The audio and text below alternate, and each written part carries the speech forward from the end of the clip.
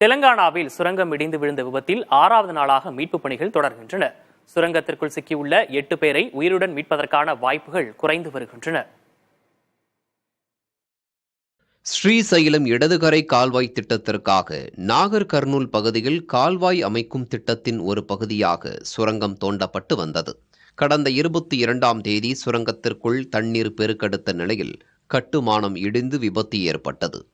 அதில் ஏராளமானோர் தப்பிய நிலையில் 8 பேர் உள்ளே சிக்கிக் கொண்டனர். அச்சுரங்கம் இடிந்து விழுந்ததில் உள்ளே சிக்கியுள்ள 8 பேரை மீட்கும் பணி கடந்த 6 நாட்களாக நடைபெற்று வருகிறது. இராணுவம், கடற்படை, தேசிய பேரிடர் மீட்பு படை என பல தரப்புகளில் இருந்தும் வீரர்கள் வரவழைக்கப்பட்டு மீட்பு பணி இரவு பகலாக நடைபெற்று வருகிறது. எனினும் சுரங்கத்தை குடையும் இயந்திரத்தின் ஒரு பகுதி உடைந்ததால் மீட்பு பணியில் தொய்வு ஏற்பட்டுள்ளது.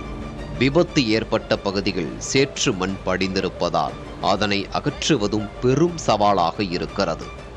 இதையடுத்து அதிநவீன சுரங்கம் தோண்டும் பெரிய இயந்திரங்களை கொண்டும் மாற்று வழிகள் மூலமாகவும் இடிபாடுகளை அகற்றி மீட்பு பணிகளை தொடரும் நடவடிக்கைகள் மேற்கொள்ளப்பட்டு வருகின்றன.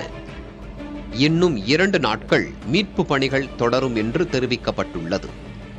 உள்ளே சிக்கியுள்ளவர்களின் குடும்பத்தினர் வெளியே கவலையுடன் காத்திருக்கின்றனர்.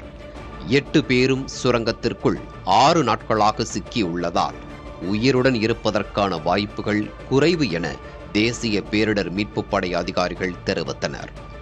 எனினும் இறுதி வரை நம்பிக்கை இழக்காமல் மீட்பு பணிகள் நடைபெறும் என்று மீட்பு குழுவினர் தெரிவிக்கிறார்கள்.